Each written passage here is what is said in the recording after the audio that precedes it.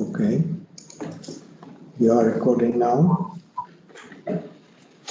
Okay, so welcome. This is a large meeting. We have 25 participants. My name is Radim Shara. I will be sharing this defense and get you through the individual steps. I have a little cheat sheet here and follow something like 18 steps. So, ladies and gentlemen, this is the defense of Engineer Tomas Hodan, who is here present physically in the room. His thesis, as you can see on the screen, is on post-estimation of specific rigid objects. The supervisor is Professor Jiří Matas, who is also here in the room. He will be able to say a few words about the candidates before he starts presenting. Tomas Hodan, I will briefly summarize his CV. He has majored in information technology at Brno University of Technology in 2013, and he started his PhD that same year. So it took some time, but the results are worth it. He has not only experience with PhD work, but also additional experience. He was with Facebook Reality Labs. He's actually there now. But also in Google in Munich and Microsoft Research in Redmond as an intern. All these, I guess, contributed in some way to his work. Yeah. Will be presented during the presentation. I checked his publications. You see the materials in the Teams. The committee sees it in the Teams. So there'll be there's the CV, there is the PhD thesis itself, there is the presentation, and there are the 3 reviews. So regarding the publications, he has published at CDPR, twice at ECCV and IROS. These are top conferences in the fields, I would say. IROS is more robotic than vision. He's also well known as in the field as organizer of the BOP Challenge and the 60 Estimation Workshop Series. This will be detailed during the presentation. His Google Scholar record shows 650 citations, which is impressive at this stage of career, with H-index 8. So our best students achieve this, but it's not really common. There's full CV in the files. I think I can stop at this moment. You can ask, or you can put the CV in the files. We have 3 distinguished reviewers. Professor Markus Vince, he is here in the room. Welcome. Hello. It's nice to see you in person. This is a rare. It's nice to be here in person. Markus is head of Division of Robotics Lab at the Vienna University of Technology. So it's short way, 5 hours training. Professor Vincent Lepetit, who is online. Welcome, Vincent. Thank you. Yeah. Hi. Hello. Professor Lepetit is Director of Research at the ENPC Paris Tech, France. He is a member of Imagine Research Group. I will call you in this order. So Professor Vincent would start the reviews, and Professor Lepetit would continue. And the last but not least is Dr. Slobodan Ilic, who managed to join us. Welcome. Thank you for joining us. Thank you for inviting me. Dr. Ilic is Senior Key Expert Research Scientist at Siemens, and he's also a guest scientist at TU München, Faculty of Informatics. So you will be able to present your review in person. All the reviews are positive, which is Good. We can proceed from this point. There is no additional inputs that are legally possible in written form from the outside. So I proclaim the committee and this defense as valid. We can proceed. There are additional members of the committee. I will list them. I will call them in the list. Dr. Elena Shikudova, who is here in the room. She's associate professor at Charles University, member of Computer Graphics Group. Dr. Philip Schrobeck, who is online. Philip, he's associate professor too at Charles University and vice head of the Department of Image Processing at the Czech Academy of Sciences. And Torsten Sattler, who is online. Hello, Torsten. Hello. Torsten is moved to Prague recently. He is a member of Research and Innovation Center on Advanced Industrial Production here at Czech Technical University. I guess it's his 100% employment at the moment. And myself, I am the head of, my name is Radim Shar. I am heading the graduate school in Artificial Intelligence and Biocybernetics. We have something like 50 plus students. It varies from time to time. We are admitting 20 students a year and have something like nine reviews, nine presentations, defenses. Okay, so that's all from my side at this point. I would kindly ask the supervisor to say a few words. Okay, so I'll first say something about the problem that Tomas worked on and then something about him as a person, how he progressed. So we started on the problem of pose estimation of objects, which we saw as highly relevant in robotics. And we wanted to work on objects which are textureless and which seemed at the time when the thesis started and still is, I think, quite challenging subset of the object classes that we can deal with. And it turns out that many of those objects have also symmetries, various repeated structures, and so on. Tomas, over time, moved from, let's say, classical methods, which still have some algorithmic parts which might be useful today, to these days standard approach, which is based on neural networks, but combined with random sampling, where we have a long tradition here. And I think that in the end, the final method that he achieved is state of the art. Now, these days, method is not enough. You need data and benchmarking. And he was very systematic. Unlike what you see often with PhDs, he started to say, okay, we need to have a good database. And he collected a database, which I think is widely used and will be widely used. Then he studied the problem of how to measure progress. And again, due to various symmetries, occlusions, and so on, this is not so easy. He participated in benchmarking activity and at a certain moment became the engine behind the POP challenge. So that's a lot of work.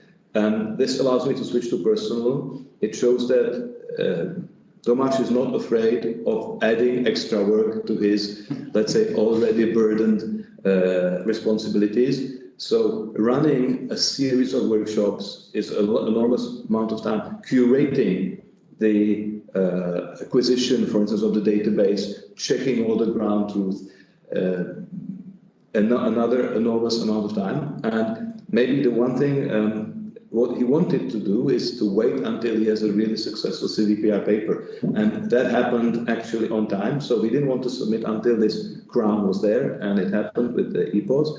I would just say that if you look, we talked about citations, of course they are not everything, but if you look at Google Scholar, I looked today, it has exponential characteristics. This will not last forever. We know that no exponential, this is just for Tomas to know, they will not last forever. And when I was writing my report here at 500 citations, now it's 650. So, and the difference is maybe half a year. So I would also want to say last word. He is very motivated. He has his own initiative. he's independent. He did not require me to say, do this, do that. More or less, we consulted when needed. And I think this is the right way to do at least the final years of a PhD, because then the transition to an independent researcher of high quality is easy. Okay, thank you. Okay, thank you very much. It was a nice summary. Okay, so we are ready for the presentation. That's the main part of this defense. You have 20 minutes, plus minus, but please don't extend it too much. Okay, I would have to cut you off. Okay, so thanks a lot for the introduction. Welcome everybody here, also online. And so, yeah, let me start.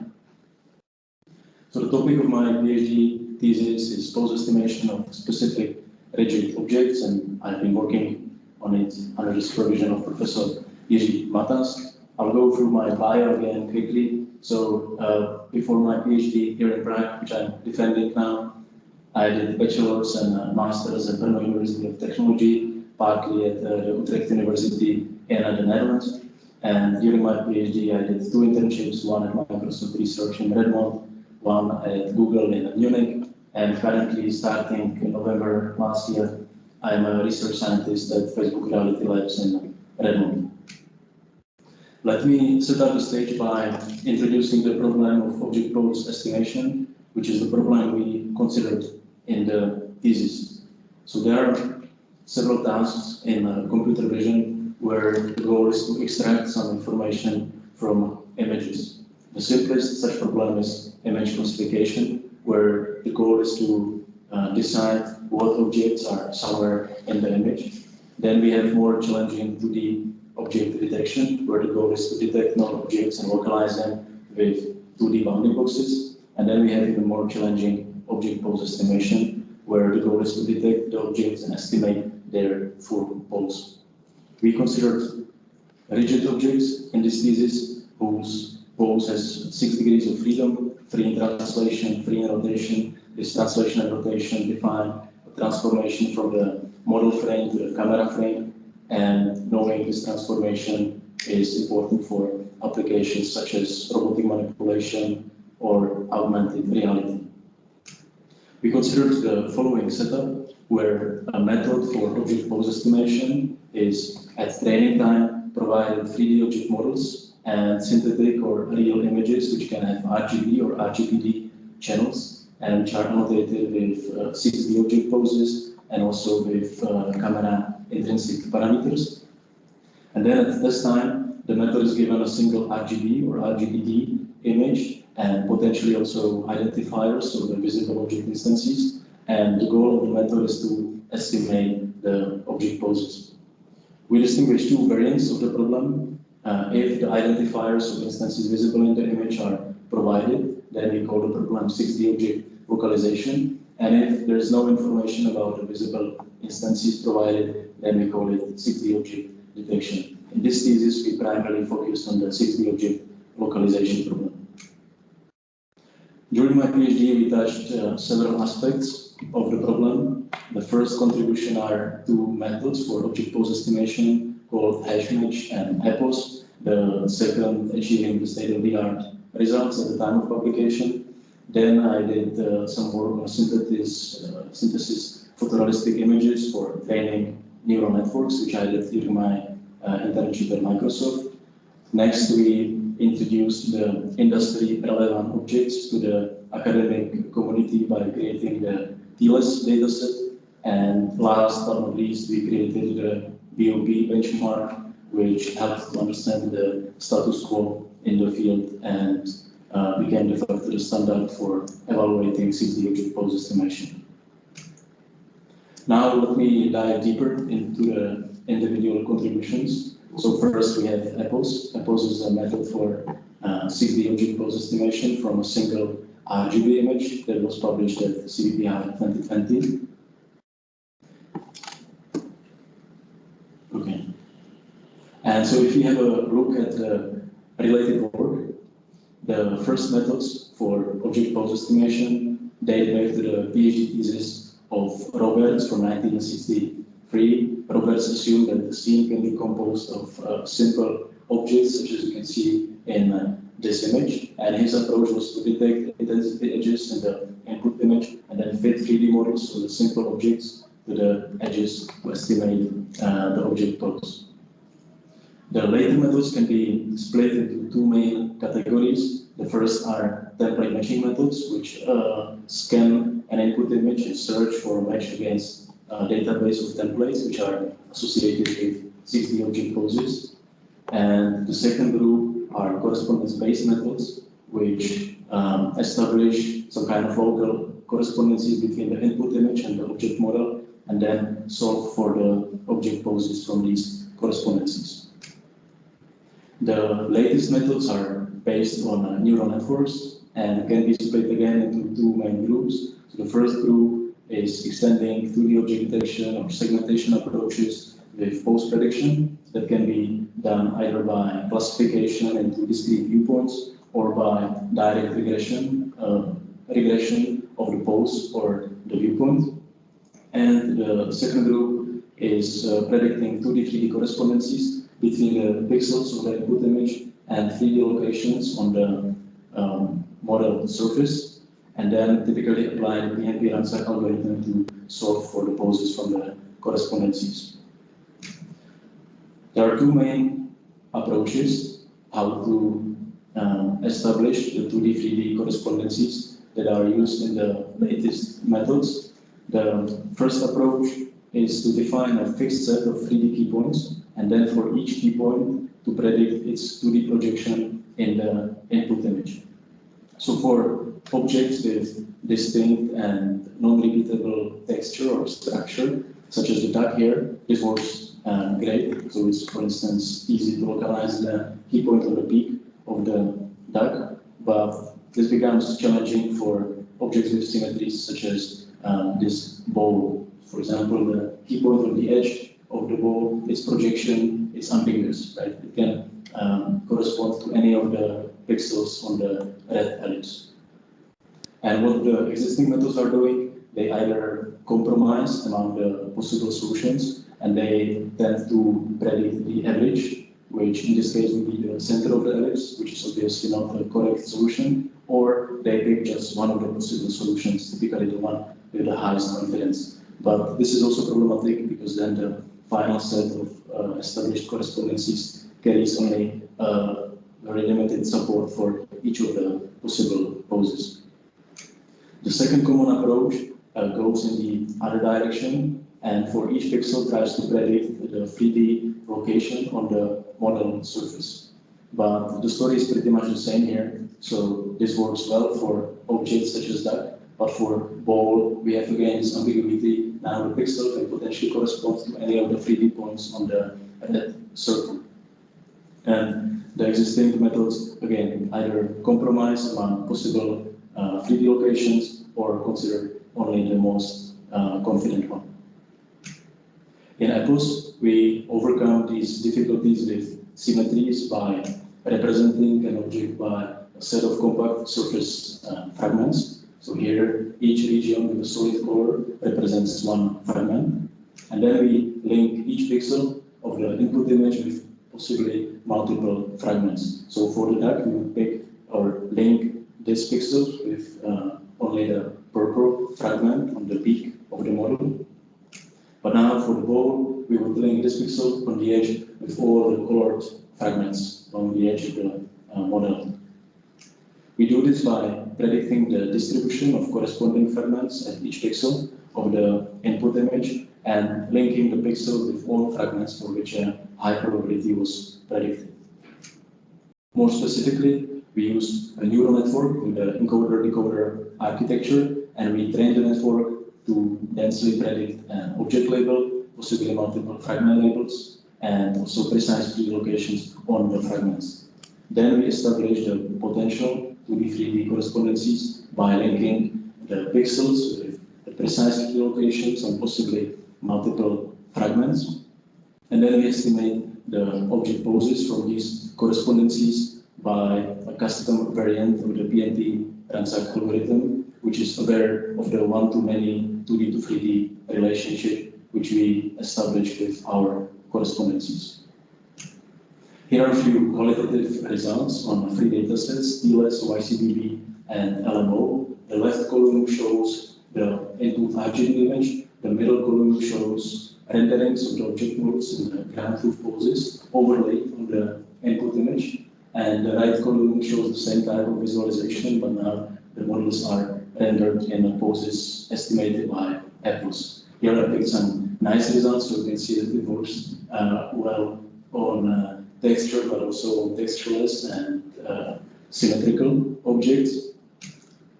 Here on the next slide, I'm also going to show some failure cases. So for instance, here on the TLS scene, we sometimes miss some of the fuses, and this occluded board is also quite challenging case, as the post, as you can see, somehow slips along the edge, usually. We compared apples with participants of the BOP Challenge 2019. Here, the second column shows the image channels, which the methods are using. The following three columns show accuracy scores on the three datasets. You can see these numbers as the fraction of ground truth poses for which a correct pose was estimated. If the number is bold, then it means it is the best in the category of methods using the same image channels. And if it is blue, it means it is overall the best. And as you can see, Apples outperformed all methods based on RGB channels, and on the YCBV dataset, it outperformed also all the methods using the depth channel. The second method we proposed is called hash match. It is an RGBD template matching method. So it slides a window over an RGBD input image and searches for a match against the database of templates which are annotated with 60 poses. But before describing the method, let's think for a moment what an exhaustive template matching approach would do here. So we would consider all the sliding window locations, and each location would be compared with all the templates. Then it would do no maxima suppression on the good matches, and finally it could verify the object poses that are associated with the detected templates by, for example, an edge-based or a depth-based iterative closest point algorithm.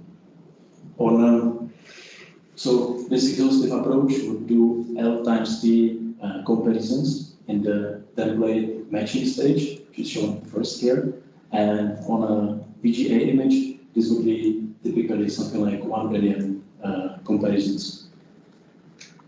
In hash match, we propose two extra steps to reduce the number of necessary comparisons. The first step is a simple objectness filter, which rapidly rejects most of the window locations. And then the second stage is hashing, which quickly generates a small set of potentially matching templates. Now you can see that the more expensive template matching stage needs to process only around 100,000 detection candidates, which is far less than the 1 billion we started with.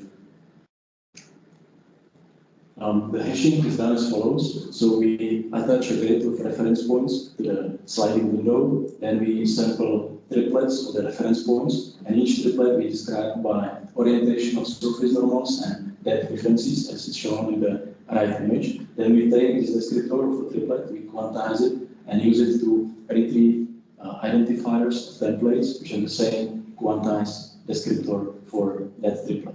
The identifiers then act as votes. We accumulate votes over all of the sampled triplets and select a small set of templates with most votes and pass this set to the next stages of the pipeline. Hashmatch placed fourth out of 15 participants on the VOP Challenge 2018, and its computational complexity was shown sublinear in the number of templates. So for example here, with over 40,000 templates of 15 different objects, the average image processing time for Hashmatch was around 2 seconds, while the exhaustive template matching took around 15 seconds. And also, Hashmatch was successfully deployed on an assembly robot in the Darwin EU project. Now a few words about the work on the synthesis of photorealistic dynamic images, which I did at Microsoft. So here the story is that we know that neural networks are great but data hungry, and that ground truth annotation of a large number of real images is expensive. So this is the case for image classification. It's more expensive for object detection, and even more expensive for object pose estimation. So it requires quite some effort to get the ground truth object poses right.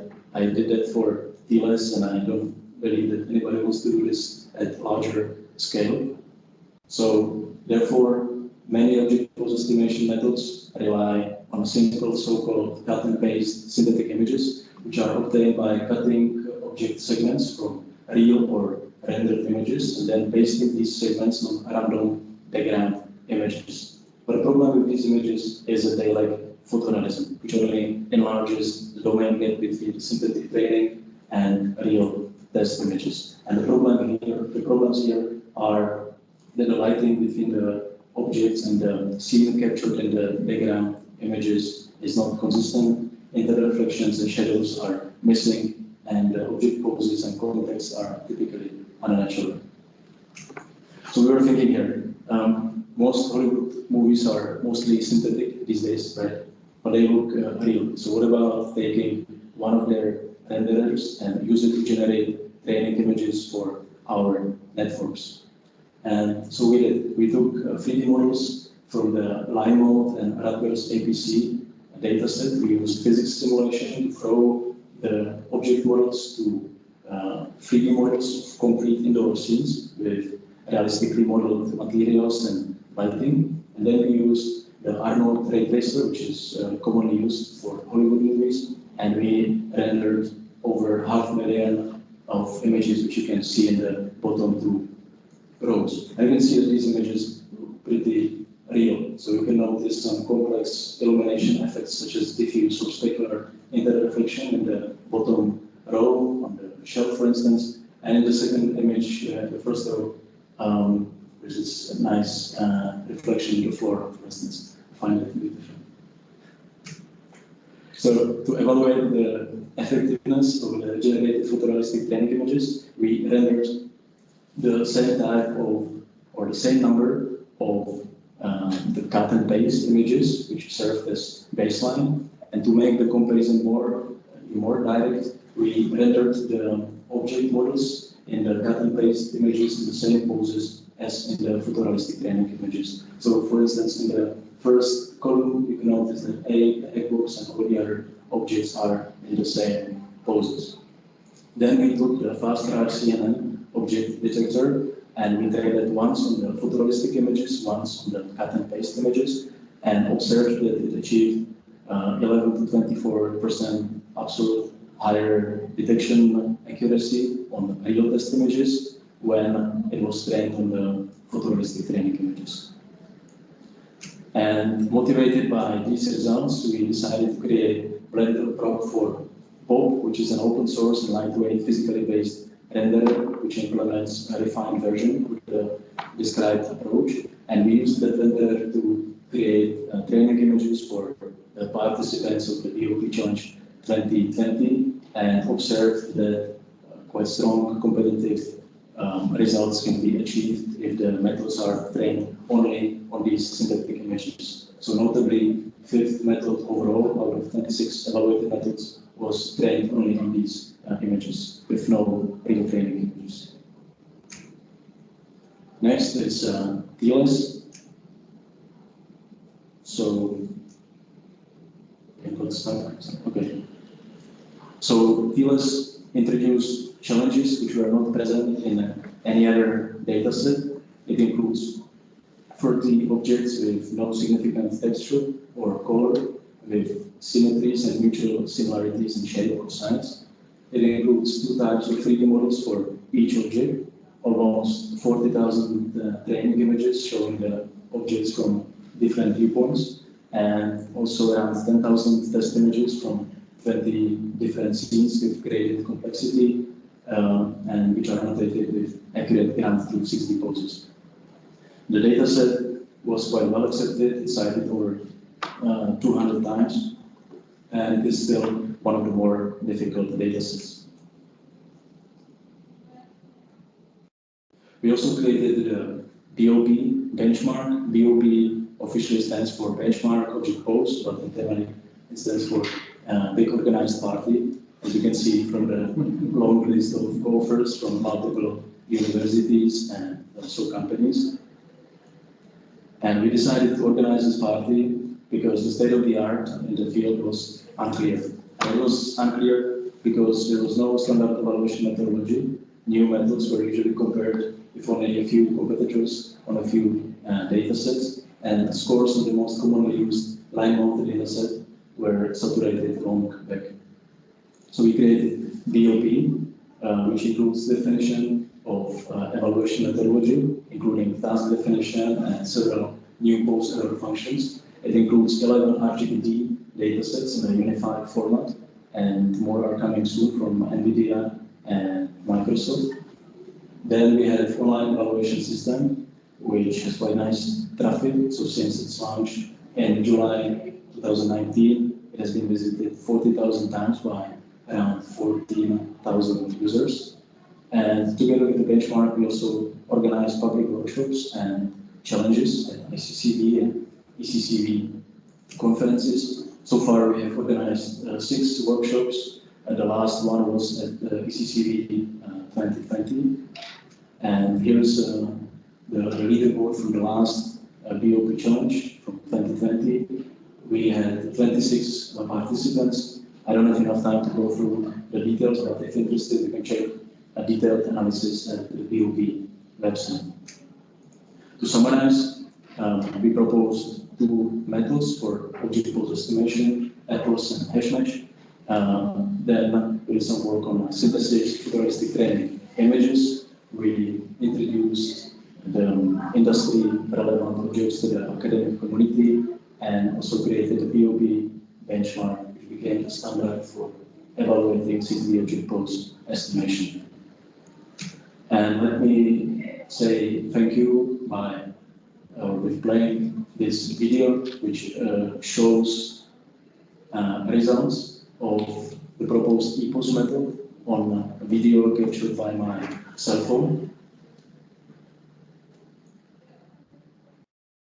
Okay, it was working when we were trying that. Now it doesn't, but basically the results are amazing. No, I can try to. So we can post the link outside. Okay, or let me copy it. It should be some. Not right here. Oh, like this? Okay. Okay. Okay. No, so actually, to be honest, these images are not like super challenging, but still, the resolution of the camera parameters, the illumination, the object arrangement is quite different than what Redford saw in the training images. So on the left, you can see the input RGB image. On the right, you can see the 3D object models rendered in the estimated poses. And here, EPOS was applied frame by frame, so no temporal consistency was enforced, and also no prior information about the objects visible in the images was provided. So EPOS performed the 6D object detection task here.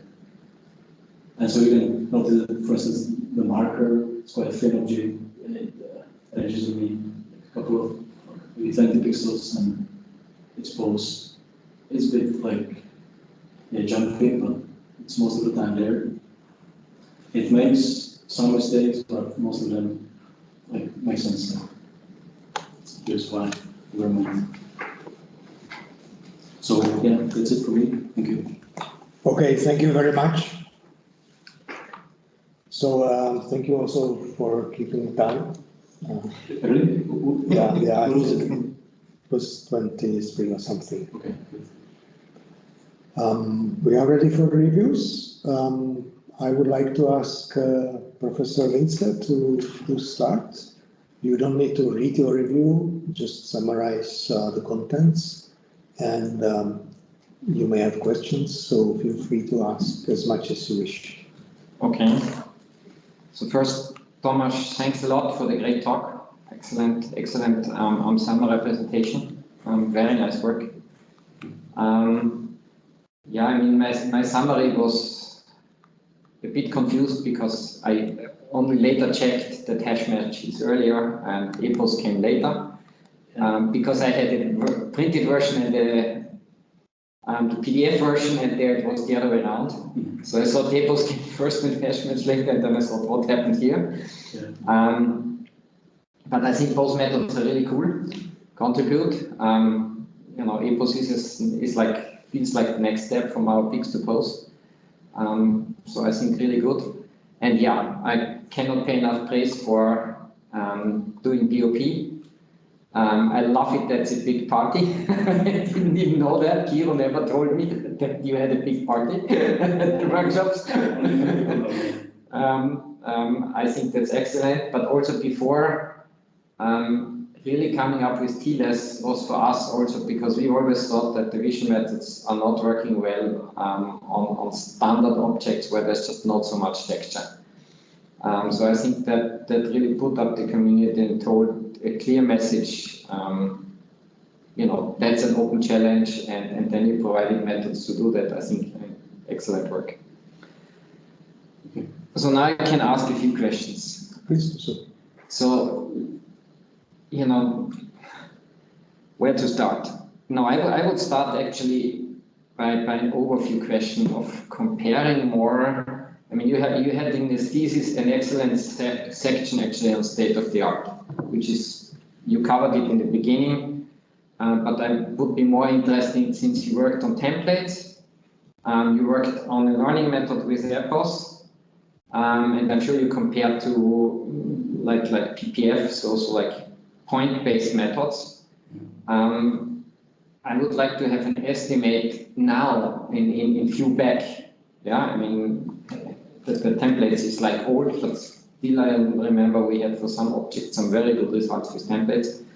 If you look back now and with the experience you have today, if you compare like the main approaches, what would be strengths and weaknesses of each of them? So can I? Yeah.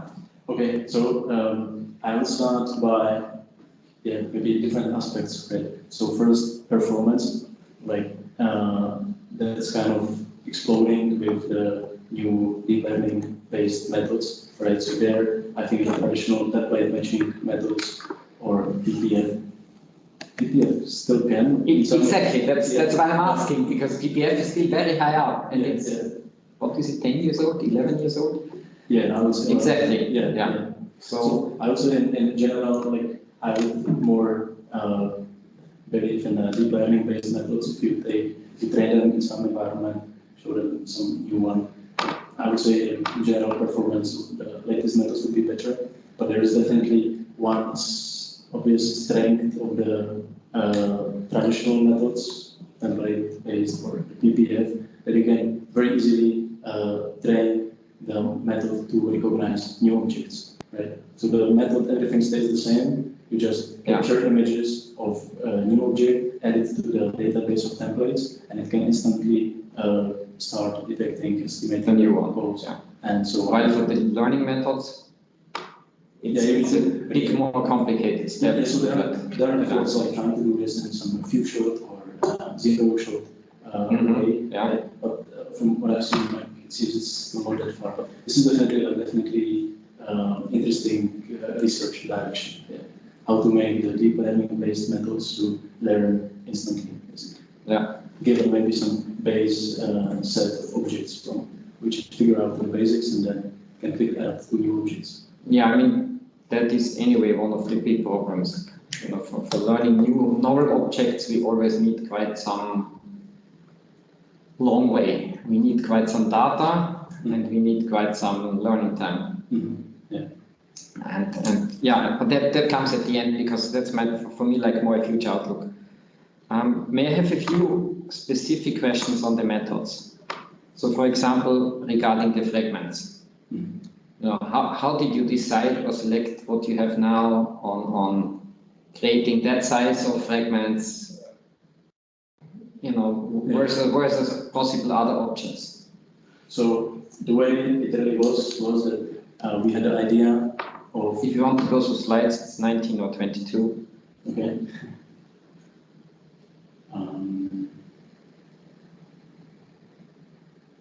Oh, this one, 18, yeah, okay. So, No, 22, I think. I wrote down something wrong. Yeah, here 22 is the okay, you frequency. can see the whole. Yeah. So, the first thought was, let's build an experiment or a prototype where we quickly get some kind of reasonable fragments. The most reasonable choice at the beginning seemed to apply the farthest sampling point algorithm. Mhm. This is how we generate the fragments. So the farthest points then define the centroids of the fragments, and we define each fragment as the set of the points which are closest to each of the centroids. And this worked pretty well, so we then didn't investigate Okay, so any other. You didn't even investigate other approaches. This worked pretty well, so we experimented a lot on the number of fragments. Okay. So obviously, the smaller the fragments are, the better you can capture the symmetries and the ambiguities. Yeah. And but the learning, the training takes longer because there is a special classifier and a regressor per fragment. We need to train more things, basically. But then, yeah, one extension we have been thinking about is to maybe base the fragments on some like 3D semantic segmentation or something like this. Yeah. That would have been my next questions, because look at the picture. I mean, there's some clear object parts I would, denote, and if you're really going to use it with a robot, then we have, like parts that are very, very important, like the rim for the opening, because that's where you pull into, then you have the handle, and then of course you would have the nozzle. Yeah. So the fragments for me are like a step towards a more part-based approach. But that would need the semantics, exactly as you pointed out. you brought it up yourself already. So what would need to be done to go to that step and add the semantic to it? And how would you then be able to transfer it from object to object? Because you're going to have a class of pictures that all look a bit different. The fragments or the meshes or whatever is going to be different. Yeah. So actually, right now we are not transferring from object to object. So for each so object, we have completely different of classifiers and Okay. registrars. Yeah. And this is definitely like interesting direction, like how to find a smaller set of classifiers and regressors for the fragments that are shared over multiple objects, right? Yeah. And so this is also like one possible future direction. But regarding the definition of the fragments, I would say there is a big spectrum of approaches. One is to do it completely random, as we do now, and then on the other end, you can try to maybe integrate some expert knowledge. For instance, Watson has a paper where they specifically detect 3D corners. So it makes sense that probably 3D corner is a stable feature in an image, right? So, but they do only corners. We do like whatever. We just find the fragments randomly. So maybe you can do something in between, still use some expert knowledge. Maybe one is extra edit inside could be to semantics. And semantics, but we would need to have some labels for that. Exactly, that's another one of these issues. Yeah. So at the moment you have basically no labels. You just go from the object dimension and then you have a fixed number of fragments for all objects, as far as I understand. So the banana is smaller but has the same number of fragments. Yeah, so it could be also a function of size, right? The maximum size Exactly. or typical distance of the object in the images could also influence the number of fragments. Which actually another small, so you're using size explicitly, because very often size is not used because everything is just normalized to the point cluster. Yeah, so we also normalize. Okay. So prediction of each fragment are normalized to the bounding blocks. Of the object. Or the fragment. Yeah, which brings me to another question. So you have partially overlapping objects. Segmentation typically is an issue. So how do you cope with that? So the first prediction output, that's the segmentation we do, and So maybe one thing which it saves us here, that we don't need to do a hard decision what object is where. It's like somehow like soft. So I collect all, so each pixel I assign to all objects potentially, which has probably some or above some threshold. And the threshold is set quite low, 20% or something. Okay, so you at that stage, you basically allow a bit of overlap just to be sure you have like all the object covered. Blue masks. Okay. So exclusive assignment of pixels to objects. Good. Objects are still, I mean, you showed it at the end and you even said yourself it's relatively easy. So objects are a bit spread. Yeah. How is this if you push the objects really close to each other, touching? Yeah, so it becomes worse. It becomes worse. but Yeah. I would say, in general, this type of approach is quite robust to occlusions, right? Because so what we do once we establish the correspondences, it's enough to have basically 4 2D, 3D correspondences to estimate the pose. Okay. So it Yeah. has some very distinct features of object, and that can be only like 10% of the whole object, but if that part like very uniquely and reliably define the pose, you can define the pose. So you're using this explicitly. So you use like parts of the object to predict the object pose and then do an occlusion reasoning to get improved object masks. No, in the fitting stage, you just identify correspondences, like set of correspondences which belong to the same object, and then randomly sample the correspondences. Okay. Yeah. First, like the minimal solver, P3P, so we need only 3 there. Yeah. Correspondences, We're using that too, so it's used. Okay, you showed us then on slide 25 results.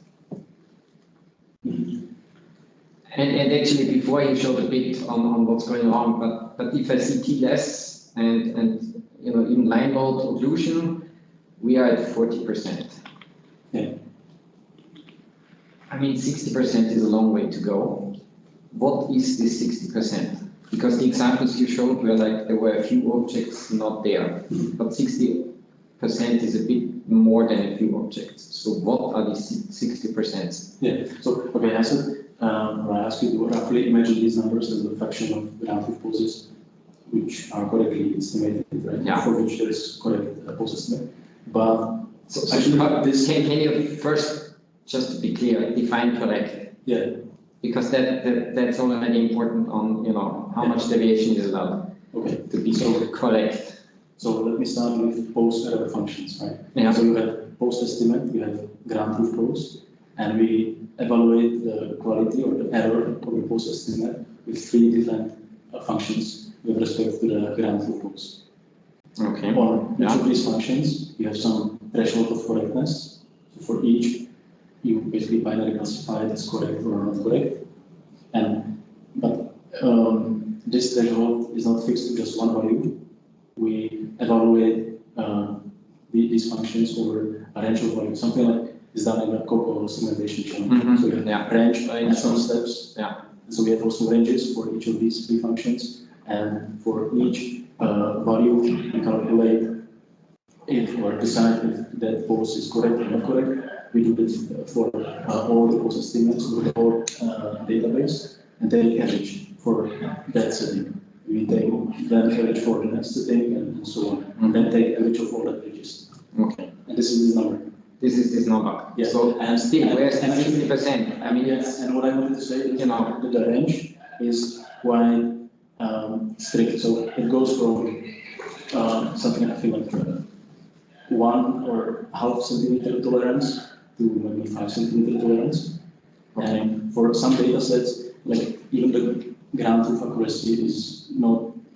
It's within a centimeter or so. Yeah. So it's not, I know. It's a big problem. Yeah. So that was like a long discussion, but so for some data sets it's good for TLS and also the objects are quite small and because they're quite far, they can have only 4 centimeters, and to get yeah, this accuracy to satisfy this like stricter thresholds, that's quite difficult. Okay. But regardless this, there is definitely still a big gap for improvement.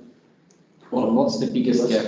And Is it accuracy? Is it completely missing out on objects? Is it occlusion? What is it? What are the main key missing things? yeah, so let me go to this slide showing the TLS objects, which I think will be good base for this explanation. So one typical failure case which I observed is that the objects are misclassified, right? So for instance, these 4 fuses, they have quite similar shape, especially these 2 are confused quite often, right? Yeah. And you can see similar groups here. And another challenge is that some of the objects, like this one, are part of other objects like here. Mm-hmm. So sometimes instead of detecting this whole object, we detect this object number 14 inside 17. And so, yeah, there are still some challenges. Like So similarity of object is already is a big issue. yeah, I would say similarity and still the symmetry. So I think that Apple's does a good job on the resolving, handling symmetries, but yeah, also there I see some failure cases sometimes. Yeah, that was actually one of my last questions for EPOS. Since we have the picture object already, you have the rim, and I guess EPOS is more or less treating it as symmetric. Although you have the nozzle, which is like not symmetric, but it's a tiny feature. Yeah. Okay, but this is So, but this brings us to like bigger story that I didn't explain it here, but by symmetries we don't mean only global object symmetries, right? So you would say if you if you imagine there is no texture, you would say that this object is globally symmetric. Yeah. Right? So Yes. no matter how you rotate it, Yeah, how it's you globally distance, symmetric. Yes. it would be still global. But then you have objects like this, right? Yeah. So the cup is not globally symmetric because there is this handle, Yeah. but there are still like Many views it is symmetric, Yeah. because you don't see the end. Yeah. Yeah.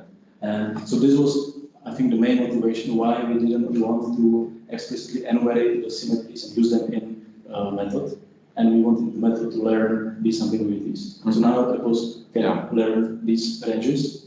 Exactly. It should be super difficult to Basically the same. and Yeah. provide this training signal to the network. Right? And like many other things, like you can have bottle, and if you occlude the discriminative ends of the bottle, the middle looks The middle label, the bottle yeah, is like this, yeah. or in the bottle is flat, Yeah. right? And so it's not just global object symmetries, it's Okay. it's So for this it's actually using it to some plus in this case. yeah. And it's cool.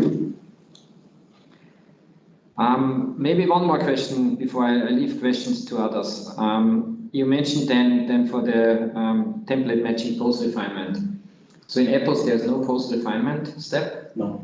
So it was not needed. The post that comes out is sufficient because very often many methods actually gain then really the performance because of good post refinement. Yeah. And so it wasn't needed when we were comparing against the participants of Yeah. POP Challenge 2019, Yeah. right?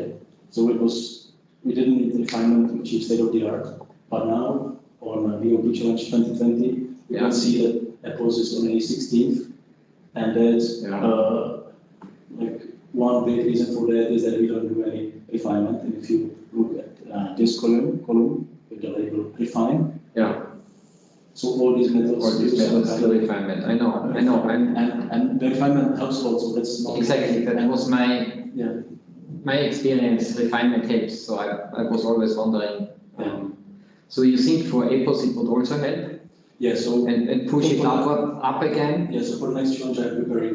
Okay, version is, yeah. Refine. So we will hopefully jump. So what would you do for refinement? What I would do for it? Yeah. Like first, I would like to see what ICP Is can bring. doing, yeah, standard. But then I would bet more on something like deep learning based such a deep iron. Yeah, because that worked well and takes full texture into account. Yeah. Good. I don't want to keep all time now.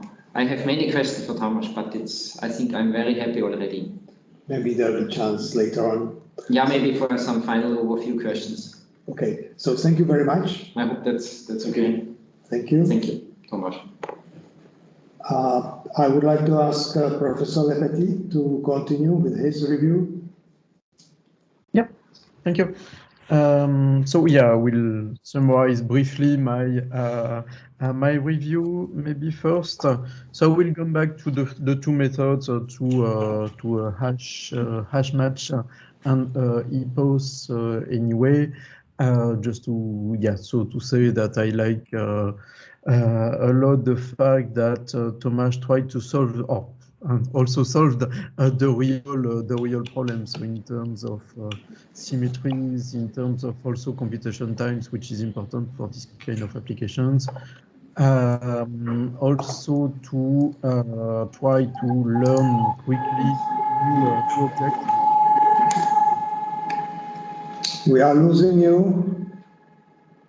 Is it better now? Yeah. Let me sit here because it's quite soft. There is a background noise. It will stop in a while on our side. 12 o'clock Syrian. That's the Syrian test. But if you can, please continue. Yep, I will continue. And so I think I said in my review that now it's just not possible to publish work on 3D pose estimation without evaluation on TLS anyway. So it's a de facto standard, and I liked TLS quite a lot. So not just because it exists, but one feature which is very, very nice in TLS is the fact that there are some test sequences that are relatively easy. So it's possible to get started with the data set, and then it's more and more challenging, which is something very nice. So that's how we can challenge our algorithm on the data set. And also, of course, so for the organization of the BOP, the benchmark from several years. So it was very well done. We discussed on a little bit about metrics, but Tomas developed all these test sets. So there's still a lot of flow for me. So that's. There's echo. Echo. There is echo on my side. Yes. Maybe you can move this a bit further from the mic. I can try to turn off the camera to get a little bit more. But it's over there, right? The mic and speaker is there. The mic is over there. So if there is echo, it should be from the room. What I can do is to move it closer to the speaker. Sorry for the noise. Any better? Sounds better now, yes. Yeah, much better. Apparently also for Thorsten.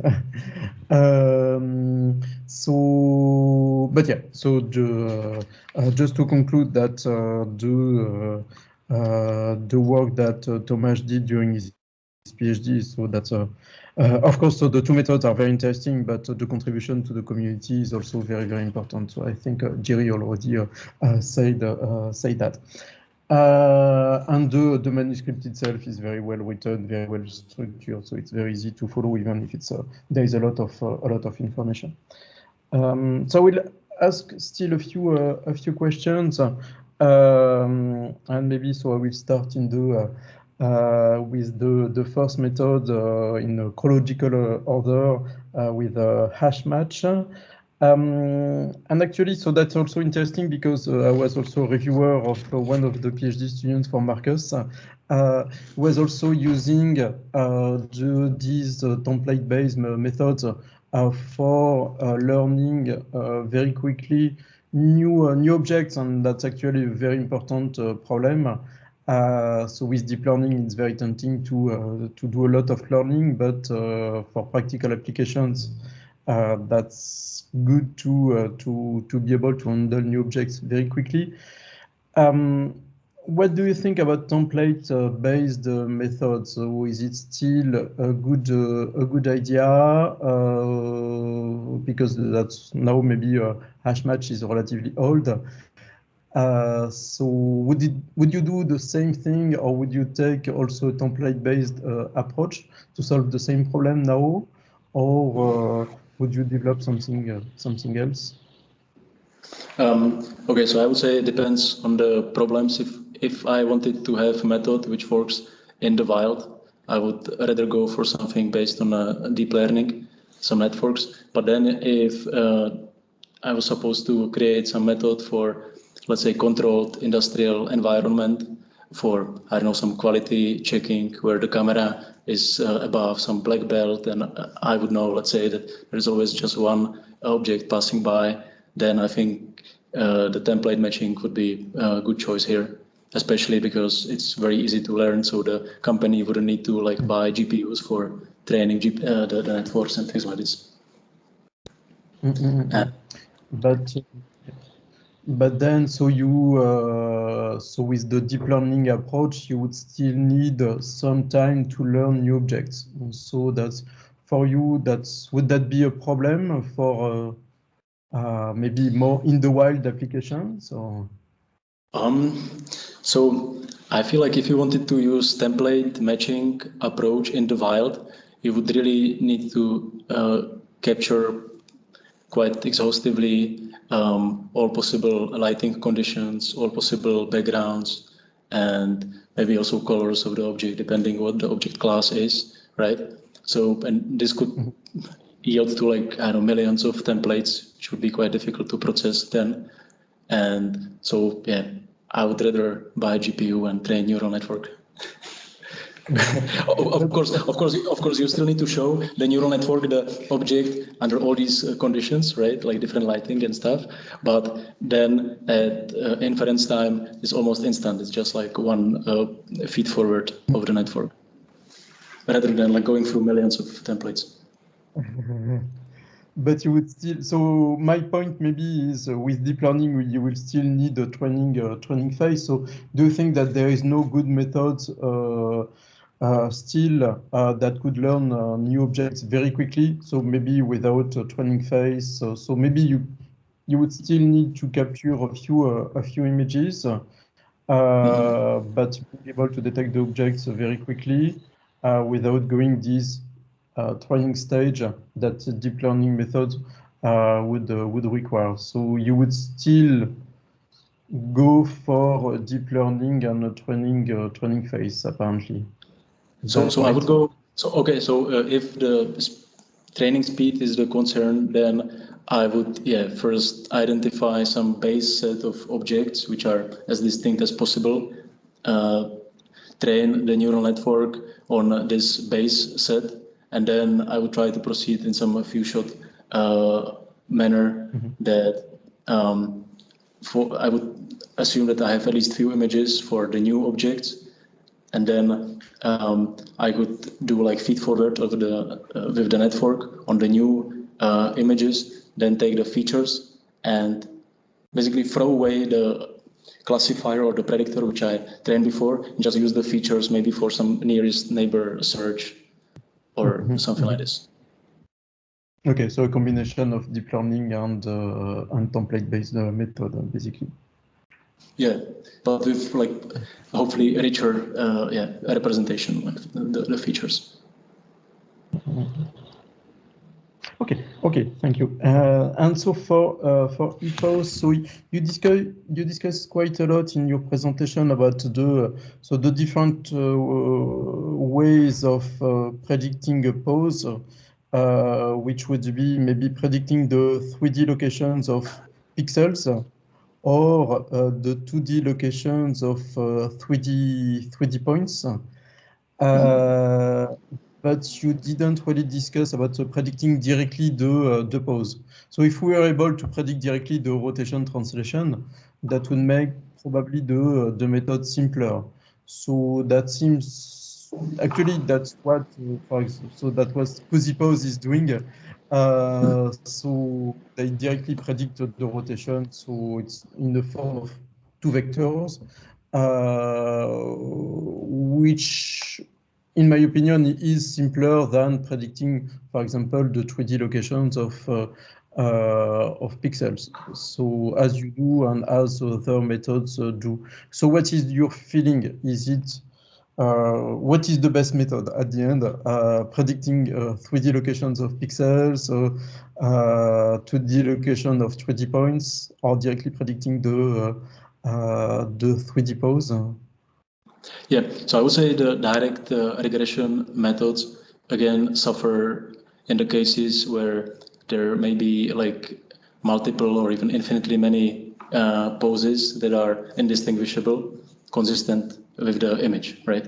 And so what Cozy Pose is, or how Cozy Pose is handling this, is that they pre-enumerate the global object symmetries.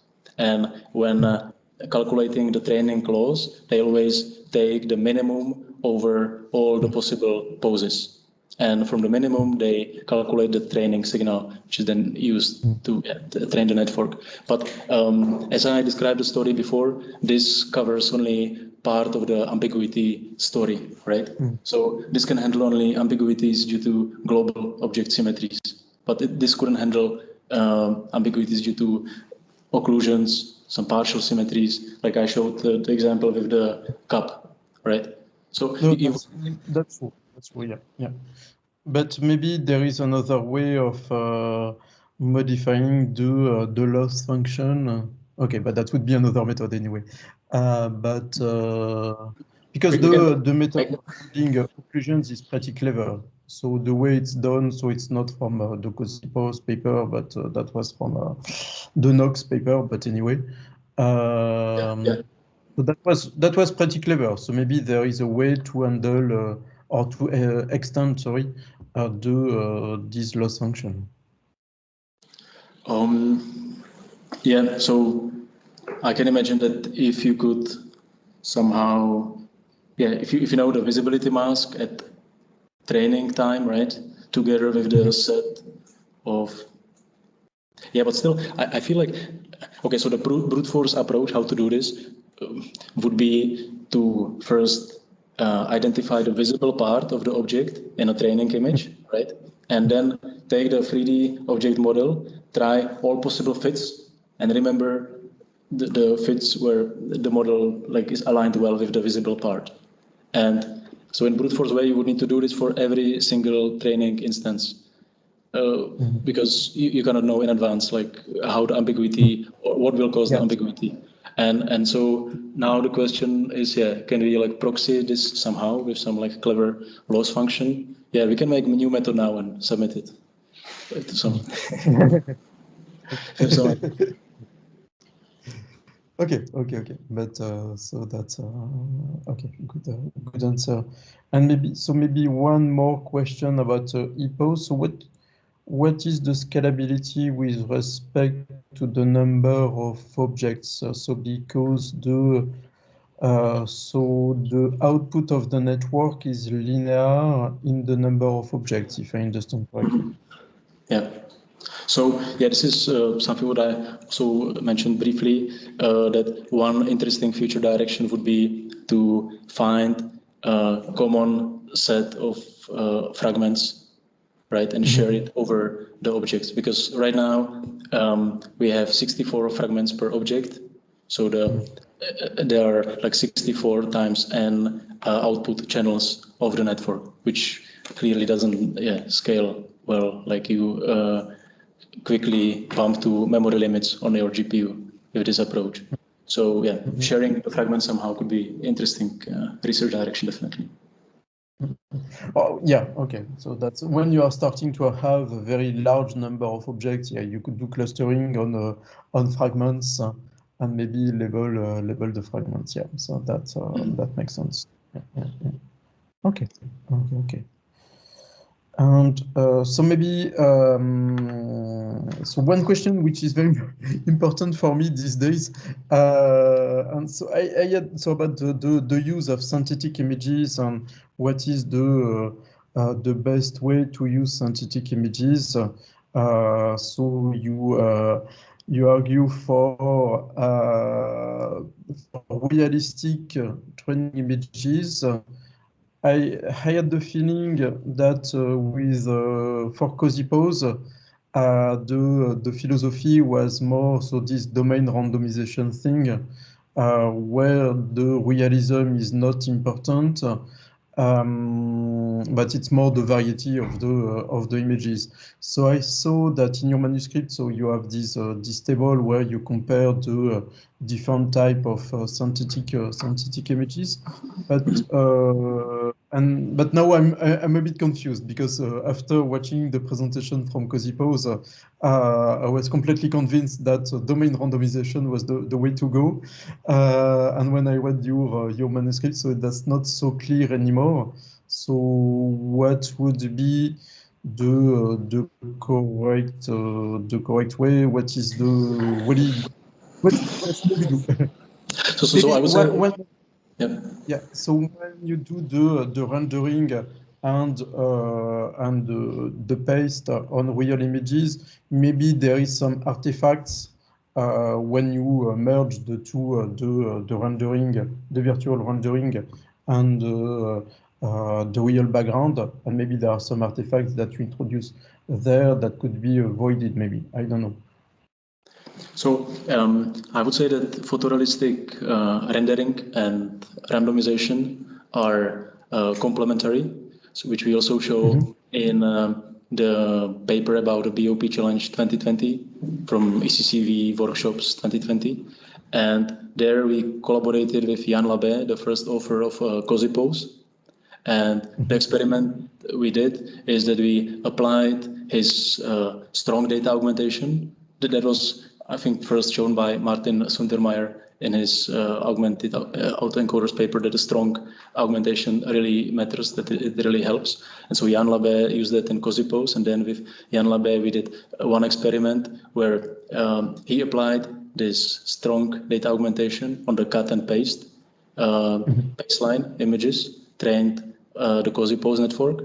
Then he did the same, but applied a strong data augmentation on the photorealistic training images. And there is still quite a big improvement. I don't remember correct or exactly, but I think it's something like 15%, but you can check the paper. But it's obvious that like both can play together, photorealism and data randomization. And I would say, yeah, this was quite surprising result because Jan really applied like super strong data augmentation. Maybe you saw some examples in his presentation, and sometimes the image is degraded to something like binary masks, but you can still see some shadows and things like this. So I also thought that the data randomization will basically like kill the photorealism, but no, they play together nicely. Okay. And if you're asking what to use for the photorealistic rendering, I propose Blender Proc for Bob. Because, and let me say why. So the approach which I did at Microsoft, we used this like Hollywood renderer, which took really like ages. So it took like 5 to 10 minutes to render one VGA image. But now this Blender Proc uses Blender. There's the Cycles ray tracer, and with that, I would say the quality is still like very nice, and it can render one image in 1 to 3 seconds. One VGA image. Okay. Good. Okay. So that's okay. So that's very interesting. So that's very good to know in practice. So that's and to get some feedback, and maybe so the other side of the synthetic images. So that's my last question. So there is the realism of the images themselves, but there is also the scenes. And so when you were at Microsoft, so you were generating these realistic scenes. So in the sense of the structure of where the objects are with respect to each other. So do you feel like it's important?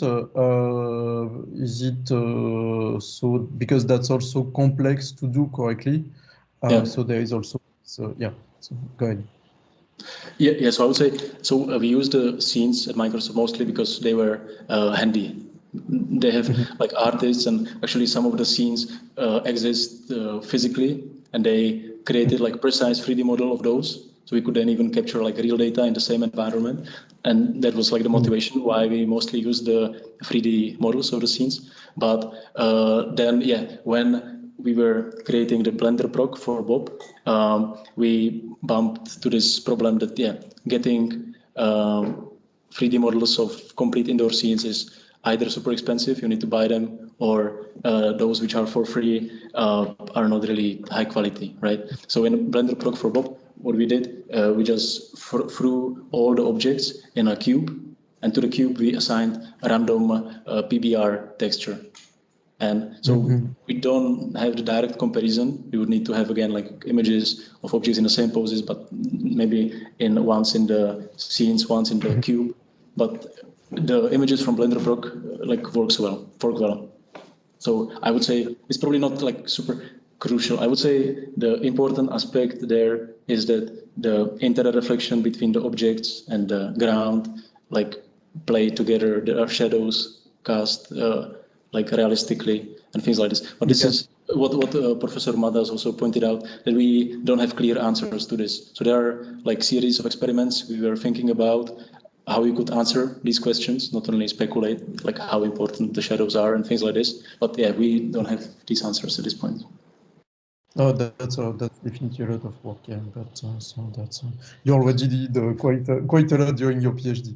So but this would be interesting, like to list, like hypothesize the key design choices when rendering the images, right? And always like turn off on, then like render millions of images, do the experiments, and this would be valuable answers, I think. No, definitely, yeah. So that's okay. I will stop here. So we let Slobodan ask some questions. But thanks a lot for the answer. Thanks a lot for all your work during your PhD. So the work itself is very impressive, but also very useful. So thanks again. Okay, thanks a lot for the comments and your review as well. Yeah, thanks. So thank you very much. So we have time for the last review. Dr. Ilic, it's your time now. Thank you. Hi, Tomas. Hi, everyone. So, I mean, there is not much space left. I mean, a lot of questions were asked, but the topic is so bright that, I mean, I think we can definitely find something out of this to discuss, especially I mean the new aspects I'm interested in from the industrial point of view. But first, couple of questions about the thesis. I mean, I must agree with everyone else, and we are on the same page. I mean, the thesis and the contributions are really impressive. I really enjoyed reading the thesis. I mean, it was not just the collection of papers. I mean, it was really a document you could read through. You could learn a lot. I mean, the related work was great, and the contributions were stated very clearly and explained nicely. I mean, I kind of ranked on my own way what are the order of the contributions, and let me just check what I wrote. But I think the first thing, I mean, which I think is the most influential in my point of view, is the BOP challenge. I mean, this benchmark is something which will push forward, is pushing forward the field, and I think it's gonna last because the idea behind is great, and the extensibility of the whole thing. I mean, it's really just a great tool to move the field forward, and we already seen that. Actually, since the BOP challenge appearance, I mean, I think we had explosion of the number of good methods, and it's not only because of the deep learning and the popularity, but I think it's also because of the BOP challenge. The second one, I mean, is the TLS. As definitely at the time it was very challenging. I mean, it's still challenging.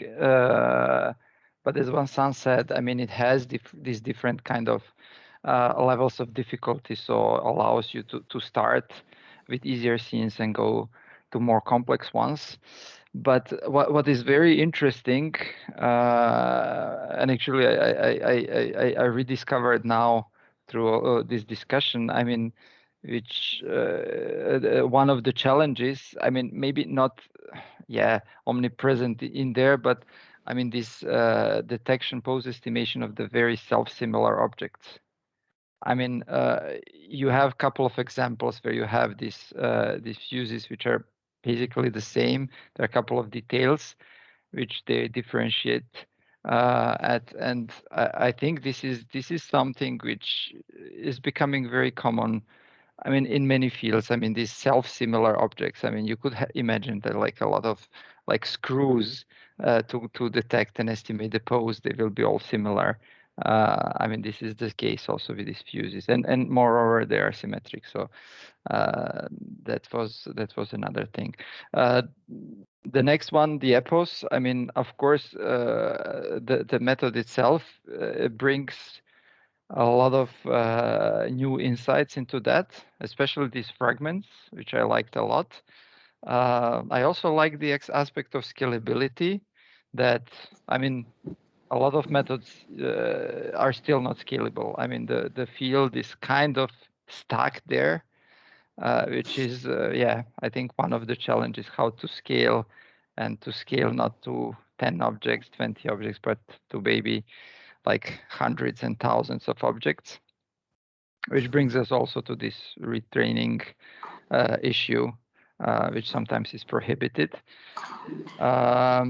Scalability, yeah, it's one way, but what I liked also in your discussion with Vincent, yeah, there will be fragments shared among the different objects. I mean, this is a nice direction to actually go even further with the scalability and also generalize then better to the large number of objects, but just learning to detect these segments which are sharing the same geometry among the different objects. And finally, the hash match. I mean, the scalability was actually addressed there. And of course, these template-based methods are a natural way to address the scalability, but they somehow don't fit the deep learning philosophy.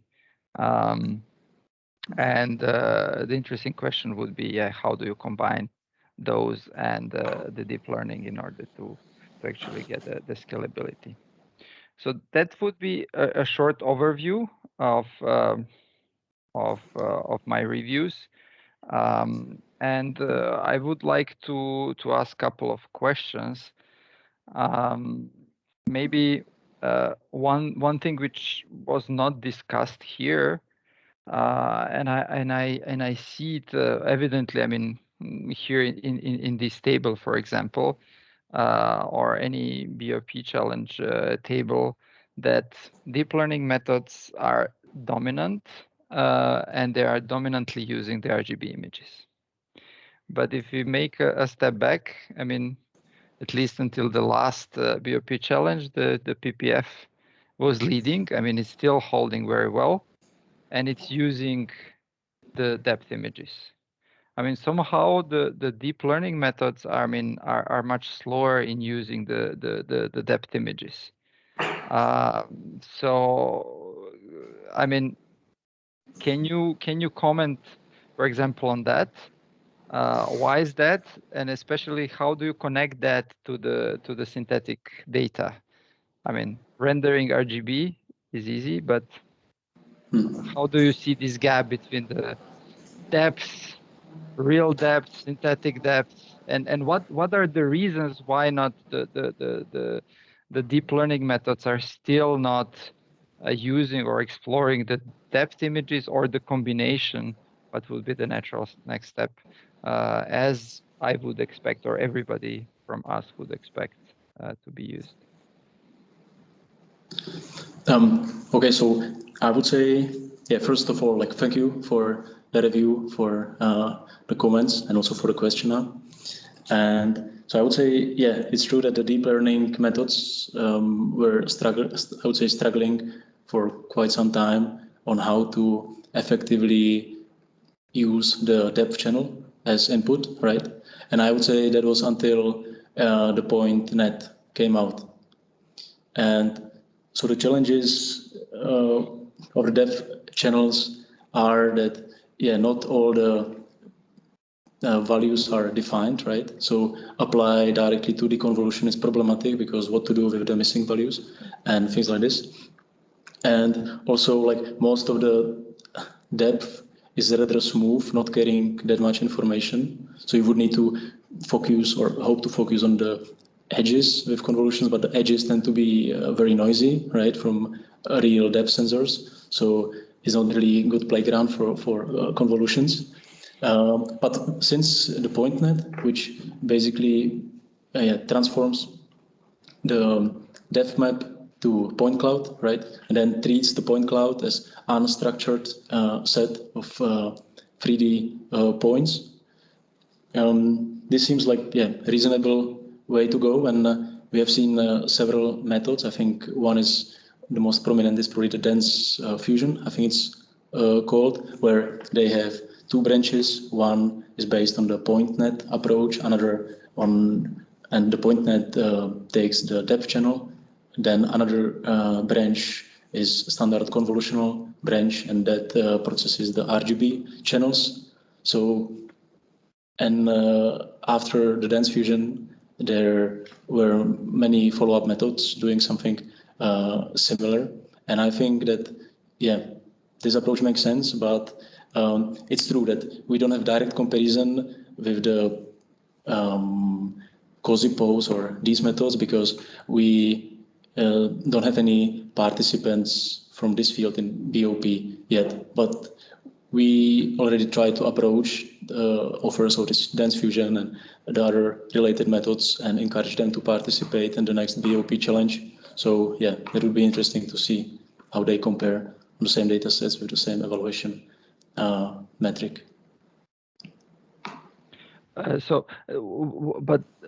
Another thing related to that, I mean, is the use of the synthetic data, Okay, yeah. which is really cool for RGB, but for the depth, I think it's still somehow behind. Yeah, so I forgot to answer this part. So yeah, it's true that when you're trying to generate as realistic as possible RGB channels, right? So your objective is to get all the lighting right and shadows. But for depth, yeah, the main objective is how to simulate well the noise of the real sensors, right? Because the real sensors still tend to be quite noisy, and where the depth map is captured well on those regions, probably it will look almost the same from any depth sensor, but then the differences are around edges and the type of artifacts the real sensors make. So the objective would be to simulate this type of artifacts. And I think that you have one paper, right, doing this or going in this direction. Yeah. I mean, but I mean, synthetic. I'm still not convinced that the synthetic is in how to do it because there are so many sensors, and one can choose different sensor, and then your sensor model simulation just does not fit that. Which for RGB, I mean, it really doesn't matter. So I would rather go for the randomization there, which I think is much easier, but probably not as generic, or it's more generic. I don't know. I mean, what do you think about that? Because you discussed with Vincent randomization versus the photorealistic thing, and you said that they are complementary. Do you think that they are complementary also here? Yeah, I would say so, but I would also say that there's probably like some mid step, right?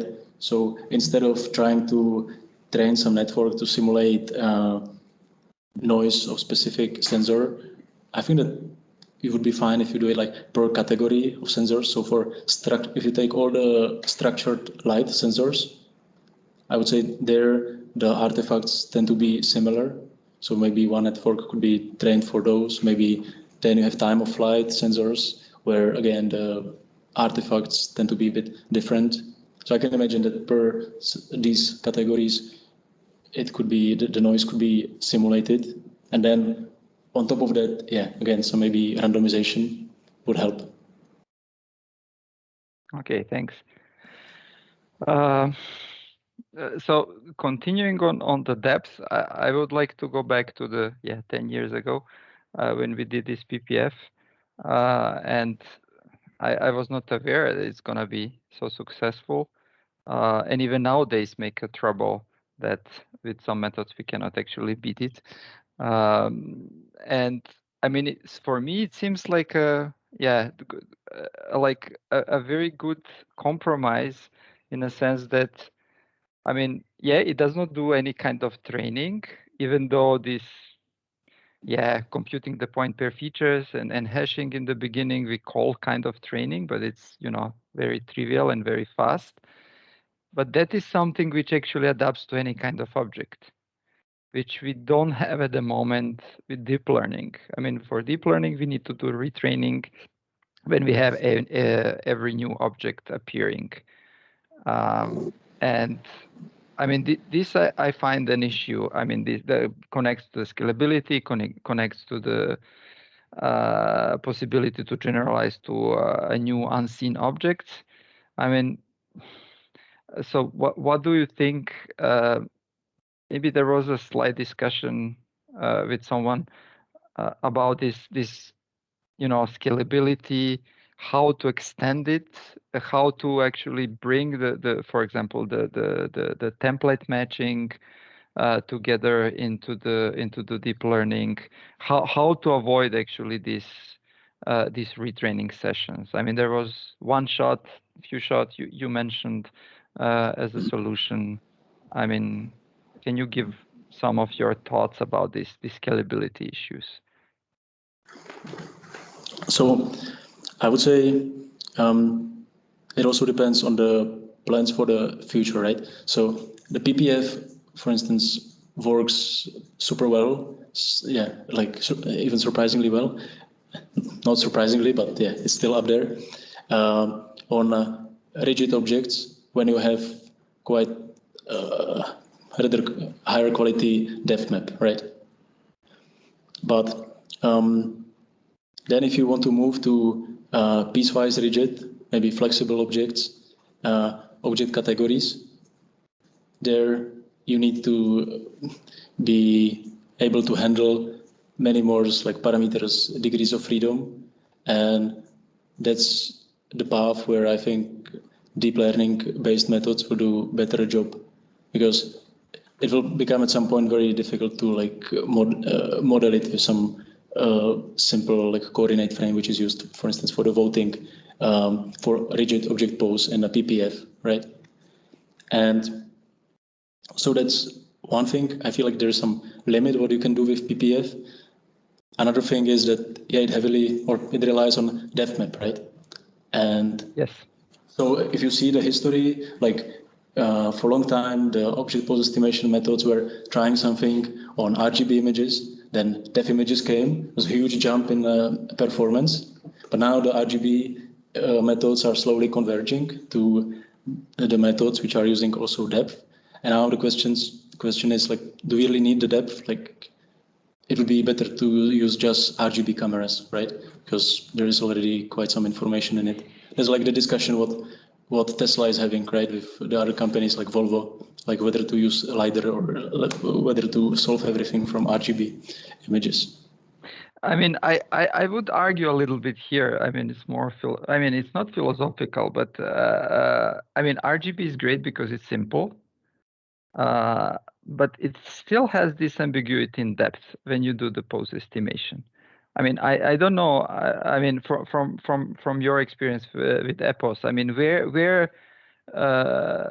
is the biggest pose error coming from? I believe it's also from the wrong depth estimate. I mean, like in every other. Yeah. So that's true, but I would say that's mostly because the resolution of the images we are using is quite low, right? It's only 640 times 480.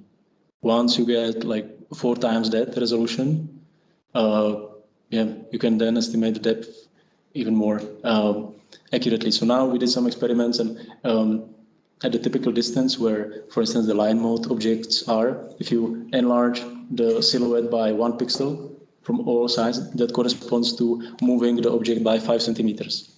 So yeah, that's pretty big step. But so I think that with increased resolution, this will become less and less issue. But of course, you will be left with some ambiguities which you cannot resolve just from RGB images. That's something what we are discussing with Professor Matas. So imagine you have a real cup in the photo, and then behind the real cup you have a poster showing the same cup, right? Yeah. And so RGB, just from RGB, you can never resolve this. But if you have depth, you see, okay, there's a plane, and just Exactly. I mean, that's my feeling. I mean, the RGB is great in detecting and giving like pretty good or close to accurate pose estimate. But then this last step of giving you really a good pose, I mean, it's where the depth can kick in. yeah. I mean, I feel. This is what we actually experienced with I think the new version of Dpod. The Dpod version 2. Yeah, exactly. So this brings me, when I mentioned that, I mean, this brings me to the synthetic data. I mean, the Blender proc and these synthetic renderings. I mean, I was really surprised. Not only in the other methods, but also, I mean, with our method and with our simple cut and paste, as you call it. I mean, in Dpod. I mean, when it was replaced with your images on the BOP challenge, the jump was enormous. So I was also, like Vincent, a bit confused. I mean, should we use the randomization or should we go with the synthetic data? I mean, yeah, you answered that question, but I'm close to believe that the synthetic or good synthetic rendering, I mean, it really makes a lot of sense and actually will bring the results almost at the same level as when training with the real data. Yeah, especially when you can model especially when you know your target scene and when you can model the target scene, right? Yes, so that's what you're right. Did at Microsoft. When you know it, when you know exactly the light positions, then the synthetic images will look almost as real. So yeah, depends again on application. I have one last question or comment. When discussing with the people from production here who do the robotics or BIM picking at Siemens, I mean, their comment, maybe the research community will not like, but I mean, their comment on the BOP challenge results is, oh, but this is far from what we can actually use. I mean, the accuracy and the metrics actually used there, I mean, we cannot actually use for the real grasping because, I don't know, if you use the gripper, you have to be, you know, very, very close, I mean, sub-millimeter in the translation, and I don't know, sub 1 degree in the rotation. I mean, they were criticizing the metrics used. I mean, not only the metrics you used, but also the metrics which were in the line mode which we used, I mean, which are similar in a sense. And they said, okay, that there should be some kind of a robotic kind of metric which defines much more precisely what the pose should be for this particular robotic grasping task. I mean, did you have any experience, any discussion with anyone from the industrial field about that, or did you get any kind of, you know, insights similar to this one? Yeah, so we had multiple discussions with Professor Matas and the roboticists from our faculty, and yeah, the idea was that ultimately how you want to measure the quality of pose is from the perspective of the target application, right? So ideally you don't want to say if the pose is 2 centimeters off is bad. You want to say if particular gripper aims at the object, tries to grasp it, and if the grasp is successful, then also the pose is successful, right? Yeah. So this would be, or this is something that we are discussing with the roboticists here, and I was discussing this also with Bertram Drost from MVTech, and we agreed that this would be the ideal, which we would like to eventually converge to, but yeah, we haven't had such resources yet. So if you have robots and if you are interested in extending BOP in this direction, we would be definitely interested in this. Yeah, that's what I'm asking. I mean, there is definitely a need and an interest in actually defining some kind of metrics like that, and I mean, together with the I mean, industrial sites and people who are using that for the pin picking.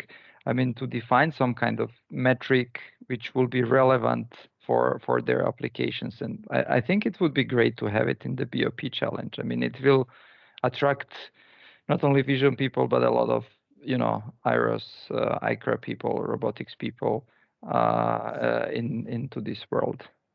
Yeah, I mean, Okay, so yes, for that, we will stay in touch for that. I mean, I have to check. Okay. I mean, if you are still have it capacity to, or I mean, if there is someone else who takes over the BOP, that would be great.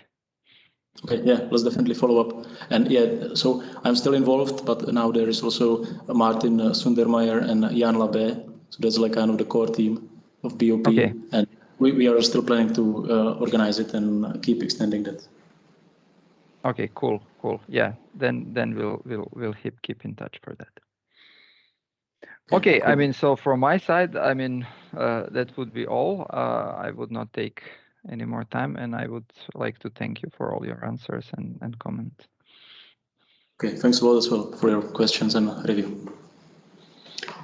I would like to thank you too, to all reviewers for their rich discussion, especially. But we still have time if there are any questions from the reviewers that came up during the discussion. It's time to ask.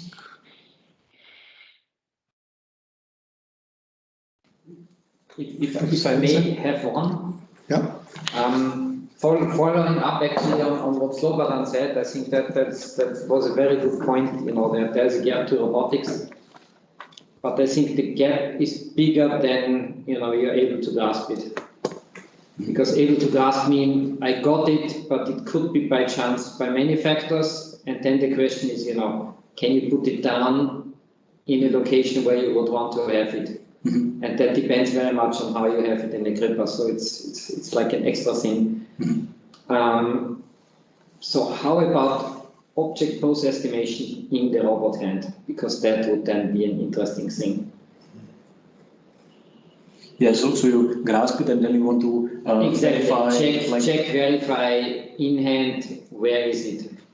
Yeah, this could be also nice data set. Yeah, so it would be yet another data set. Actually, there's a lot going on in that direction. Mm-hmm. So we are going to host a workshop, most likely just before IOS on that topic. Mm-hmm. I will let people in this room know. Okay. Yeah, it's not fully up yet, but it's going to be together with this conference on computer vision systems that we are organizing virtually, unfortunately.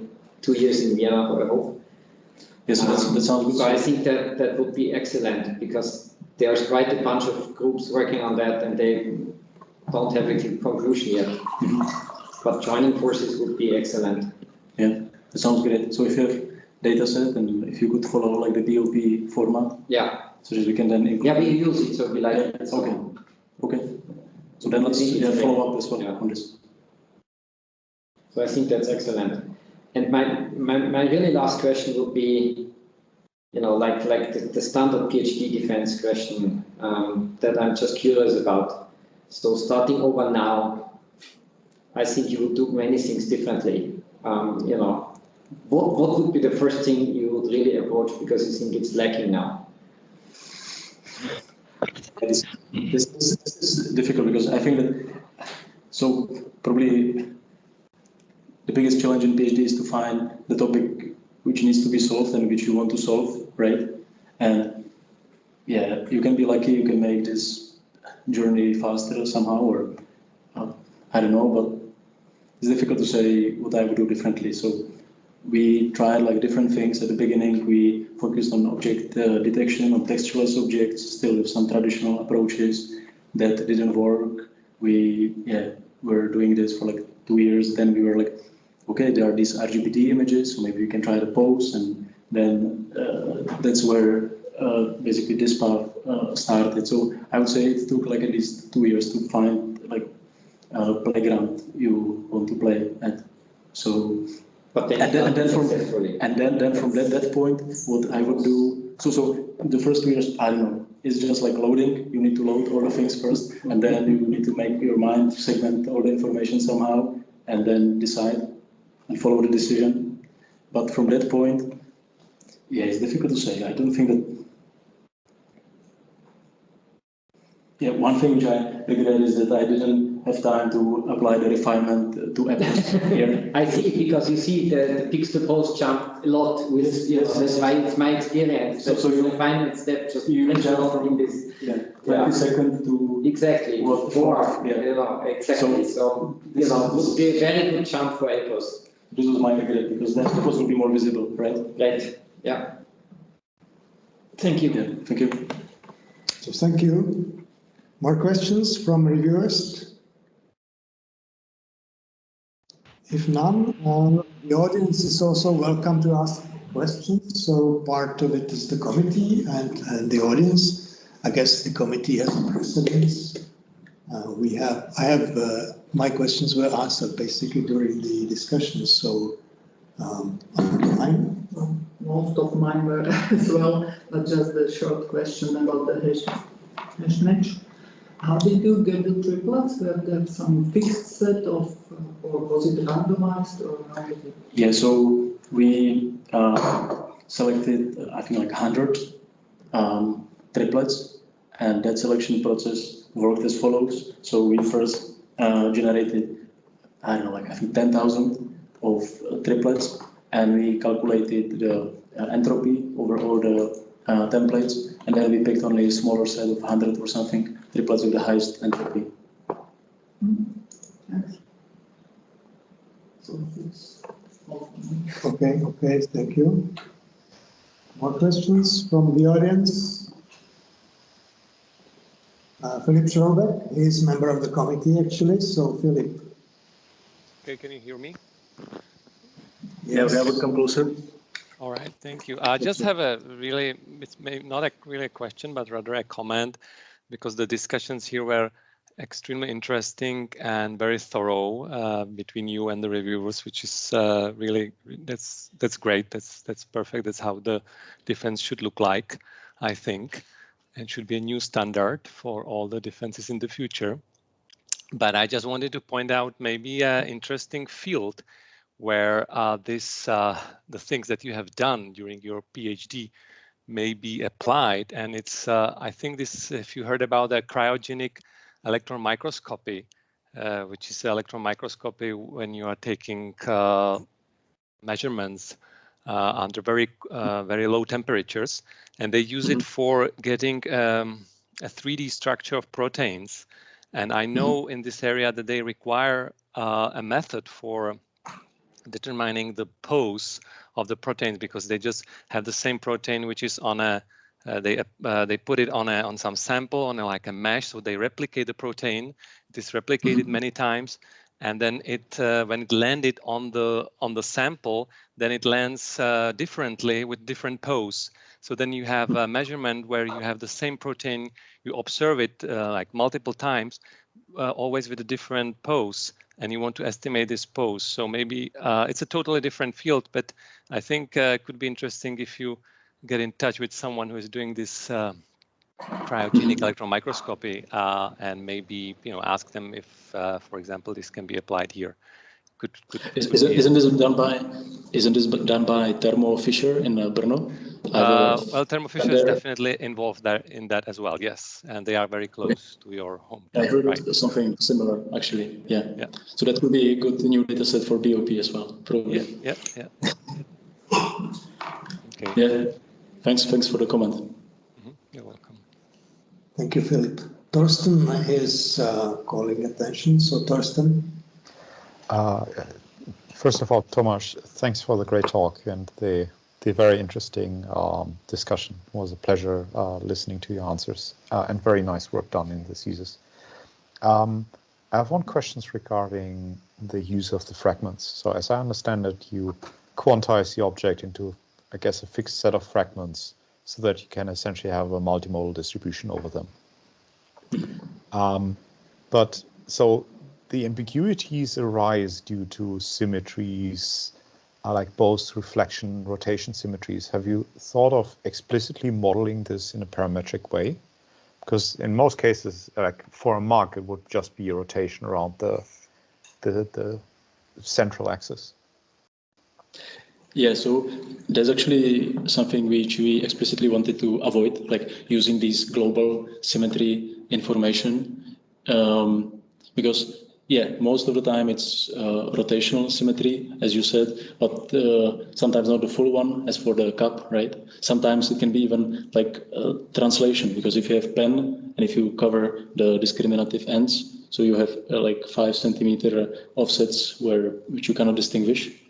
And so and most methods actually use some kind of global symmetry information and integrate it, and we wanted to do it without that. We wanted to see how far we can get just with network learning the different types of ambiguities. Yeah, I mean, it's not meant as a criticism. It was more of a question in the sense of, so at the moment you get matches and then you have to run some multimodal, like ransack with multi-matches. But if you essentially say, I know the position of my match up to one parameter, for example, or multiple parameters, you could actually do pose estimation by actually not only estimating the pose, but also the parameter for each match that leads to that pose. Yeah, so they could probably play together. So once you can realize that you are dealing with ambiguity coming from some global symmetry or something, right? Then you can integrate this knowledge. Or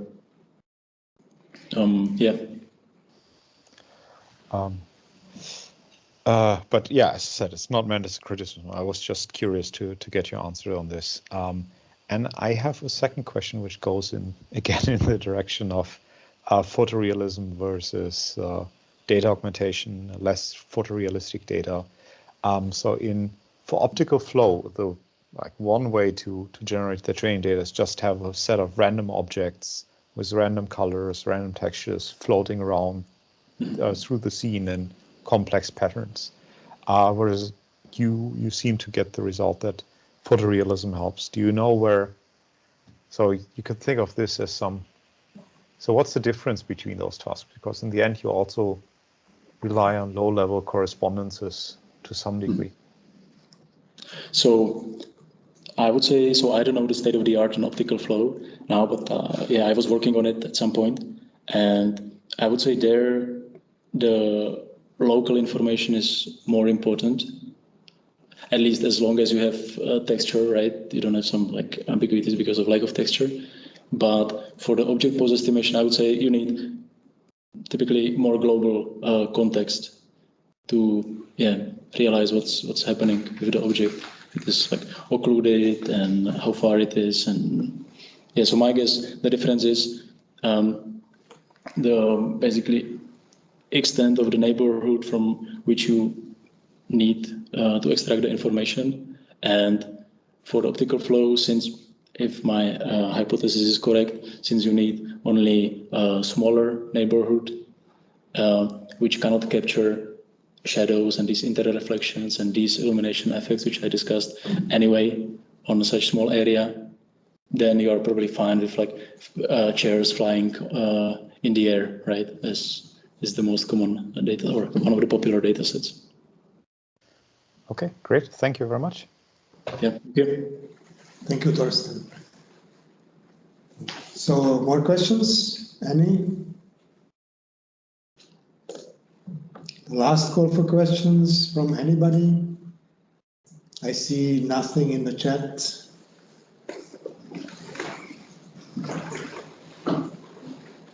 Okay, so thank you all for participating in this thorough discussion and examination. We'll now have to close the session for the public and only have discussion internally with the committee and the reviewers, of course. So now at this point, I would like to ask all guests who are in the audience, except of course the administrative support, to leave the Teams meeting. What will happen after the closed session is only the announcement of the result.